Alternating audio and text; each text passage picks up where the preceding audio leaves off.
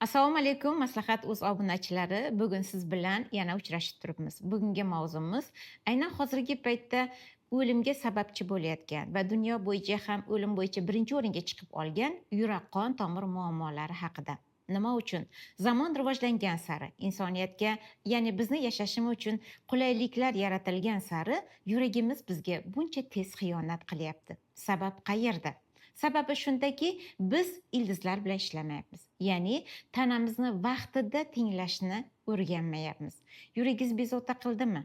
Bugun qanaqadir hayajonda hapqirib, yuragingizda qayerda joylashganini bildingizmi?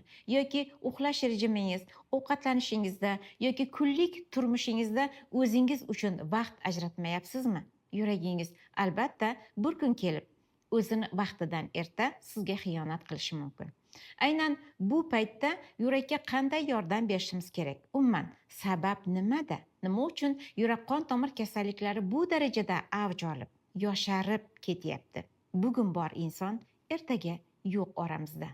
Sababi biz tomirlardagi yallig'lanishlarni umuman e'tiborga olmayapmiz. Tanamizda minglab tomirlar, qon tomirlar borki, u nafaqat yurakka, balki har bir a'zongizga kerakli oziqalarni yetkazib beradi va u joydagi hosil bo'lgan zararli toksinlarni tanadan tozalab turadi. Aynan ana shu tomirlardagi yallig'lanish bo'lgandan keyin yallig'langan joyga tana o'zi immun tizimi unga qarshi kurashadi. Ya'ni o'sha yallig'langan joyni bekitish uchun aytaylik o'sha joyga kichik bir xolesterinni bo'lagini qo'yadi. Va ana bu narsa sekin-sekin oshib boradi. Vaqti kelib tomirlar torayib, sizda qon bosimi ko'tarilgandan keyin biz yugurib davleniyani tushiradigan, ya'ni qon bosimini tushiruvchi dorilarga murojaat qilamiz. Afsuski, bular vaqtinchaki tomirlarni kengaytirib, o'sha paytda qon bosimimizni tushirgani bilan, lekin tomirdagi yallig'lanish o'z holicha qolaveradi. Va bu jarayon ko'payib boradi. Noto'g'ri turmush tarzi, pala-partish ovqatlanishlar, doimiy ko'cha ovqatlarini iste'mol qilish mana bu tomirlarni torayishini yana ham tezlashtiradi va sizda tomirlarga stent qo'yishga sababchi bo'ladi. Stent bitta tomirga qo'yildi, lekin bitta stent qo'yilgandan keyin ikkinchisi, uchinchisi va hokazoga duch kelamiz. Sabab yana biz sabab bilan kurashmayapmiz. Faqatgina oqibat bilan kurashyapmiz. Butun tanadagi tomirlarni yallig'lanishga qarshi kurashishga sizda balkim tushuncha yoki bunga yechim topolmayotgan bo'lishingiz mumkin. Yana bir eng katta xatomiz, yuragimiz to bizga qanaqadir belgi bermaguncha siz shifokorga murojaat qilmayapsiz. Bu esa bizda yurak qon tomir sistemasini yallig'lanishini yana ham kuchaytiryapti. Qanday qilib yechim beramiz? Yurak bu motor. U tanamizda hech qachon dam olmaydi.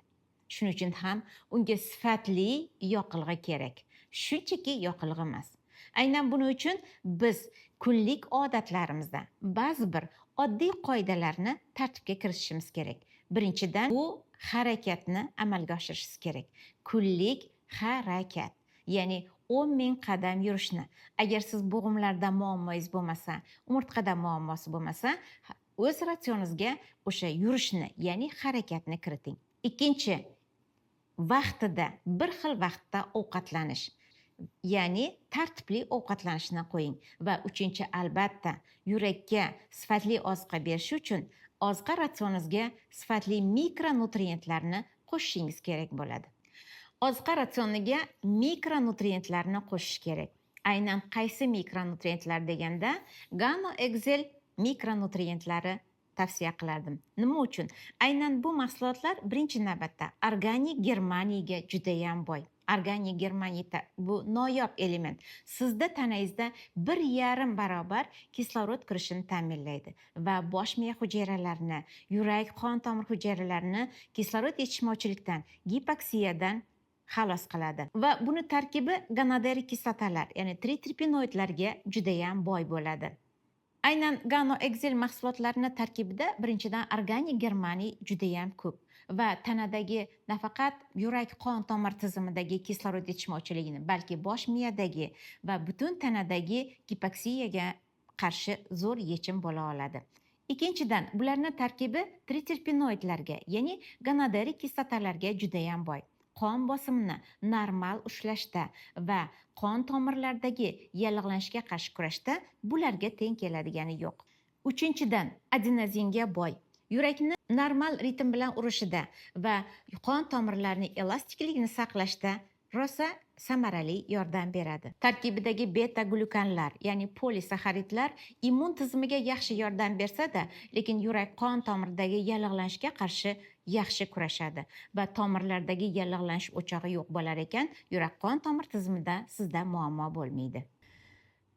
Mushtumchadek keladigan yuragingizga sifatli, chiroyli oziqani berish sizni qo'lingizda. Biz siz uchun qayg'uramiz. Manzilimizni opisaniyada qoldiramiz va o'zingiz uchun buyuk ne'mat hayotingizni qanday yashash, qanday savobli amallarni qilish, bu faqat o'zingizga bog'liq. Bu video sizning oldingizdan chiqdimi? Demak, siz Alloh bergan mo'jizaga loyiq insonsiz. Biz sizni kutib qolamiz.